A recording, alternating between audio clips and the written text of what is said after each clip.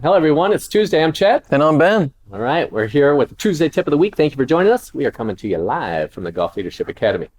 Having said that, a lot of you at home this summer, you're going to have shots that are wildly inconsistent. Short, long, chunks, blades, right, left. It happens to all of us. Having said that, a lot of you are blaming your golf swing as the culprit, when in fact, excessively tight or mismanaged tension could be the problem. So Ben, how could we help our friends around Metro Detroit get better control of what their ball's doing just through this tension idea? Yeah, it's quite fascinating. When we talk to all of you, when you come to the Golf Leadership Academy, there's usually one thing that you all have in common. When we ask you what you do when you play your best golf, one of the answers that we always get is, I feel really relaxed, it's smooth, there's no tension. I usually play pretty good after a couple beers. Well, that's because you're relaxed. But the question that you have to ask yourself is, are you training this skill when you're practicing on your own? And the answer to that for most of you is going to be, no. I just never thought about it, but that is what allows me to play my best golf. So maybe I should consider training this skill. Right. So it's a fascinating thing that like 10 folks out of 10, everybody will describe that same experience. And then if everybody says the same thing, we're all agreeing that being more relaxed and more fun helps us. How are we training it? What are we doing about it is the question. So we are going to explore a bunch of different ways to manage tension. We're going to use our 1 to 5 scale like we've talked about in the past. So we are going to commit through the swing basically to different ways to manage tension. So an example of this would be, I'm going to sense my hands on the grip all the way through the swing. So whatever tension level you start with, you're going to try to maintain it all the way through the swing. So your attention needs to be on the grip and it cannot be anywhere else. When your attention is split, what happens is you're not going to have the ability to sense the grip because you're chasing 2 rabbits at the same time. You're going to catch none. Okay. First way to manage the tension, what would you do to start this process? Could do what I just said. We could just start with the old grip pressure, right? So it doesn't really matter what you start with. You can play around with all 3. You could do it tight, you could do it soft, you could do it somewhere in between. So what I'm going to do on this first swing is I'm going to go, I'll go with medium. So it's going to be somewhere in between soft and medium grip pressure. Throughout. So Throughout, you could use the language that Ben used, medium, that's great. Slight, mild, severe. You could use 1 to 10 scale. However you do it is cool with us. Wait a minute. Is that going to be enough? It's got to go. Yep. Oh. Dude. So close. Okay. Once again, we're not focused on the outcome. Okay. Focused on grip pressure. So you were just focused on a medium grip there, and that's it. Is that true? Yeah, nothing more than that. Okay, so is that how it feels when you hit your best shots?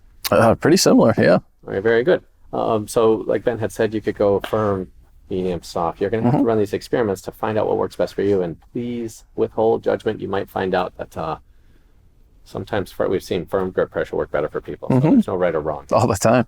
Okay, so what's a second way you could help people experience different levels of tension or softness or what have you? One of my other favorites is, we should have brought a potato chip with us. But one of the things that you can do is you could actually keep your jaw open through the swing. So your jaw has more nerve endings than any other place in your body, so it's the first place tension is going to reside. So what I'm going to do in this next experiment, I'm just going to try to keep my jaw soft or my mouth open all the way through the swing. A really fun way to do this at home would be grab a potato chip out of the pantry, throw it between your teeth, see if you can make a swing without breaking it. Easier said than done. Yeah, it's not that easy. All right, so a softer, more relaxed jaw. The idea of holding this potato chip in between your teeth without breaking it. Let's see what happens.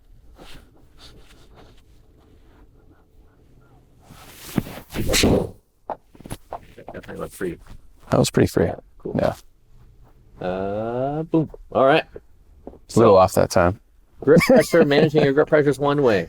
Softening up everything up top, different way. I'm going to feel like my arms are cooked spaghetti.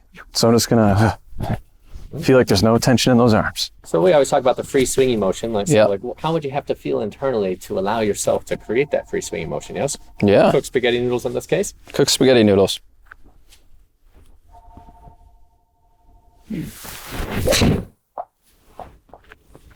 I feel more powerful to you?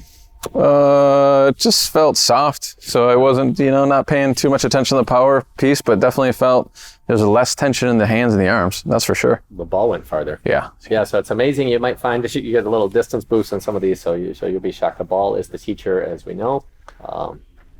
it's there for the taking, yeah? Mm-hmm. The fourth weight, when we did the flops a couple weeks ago, you had like 62 weights. Huh? Yeah, that's true.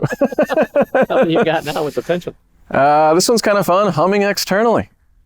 So here's what I'm going to do is I'm going to start humming externally. I'm going to try to keep that going all the way through. So if my hum stops, there might be some tension that's maybe introduced in the swing somewhere. Or if my humming goes, you might notice that there's tension being introduced that way as well.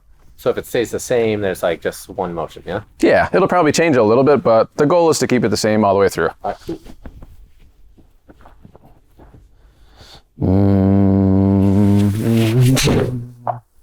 So you can see that the tone changed maybe just a little bit, but still stayed pretty soft all the way through. It didn't stop at the ball. That is true. So a lot of folks, when we see them do this first time, they'll become very aware that it stops right at the ball. So that is not one motion. That's a hitting, guiding, hearing it. Okay, so what would happen if like putting tension in your body somewhere would be very, very effective. So have you ever experienced just putting more tension on your lead side to see if that could be effective?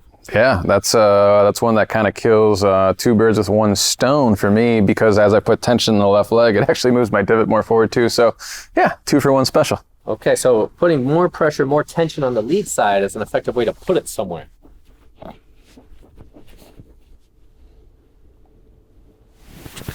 Sound clean? It was so-so. I mean, I definitely felt the tension there. Cool. Just not working today with that one. No problem, no problem. So play with these activities when you're on the range. You're going to find out what works best for you, and then to give you a way to manage yourself if you're out on the first tee, second tee, so on and so forth, to give you something that's under your control that will help you get more of what you want.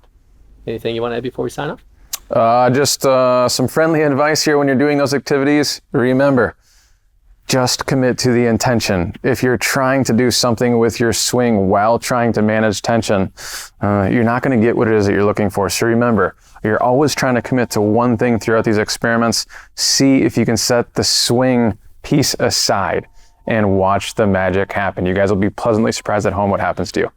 All right. So if you like these videos, go over to YouTube, Golf Leadership Academy, subscribe to our page. We have a whole bunch of videos there that can be helpful as you go through the summer. So we thank you for joining us, and we'll look forward to seeing you next time.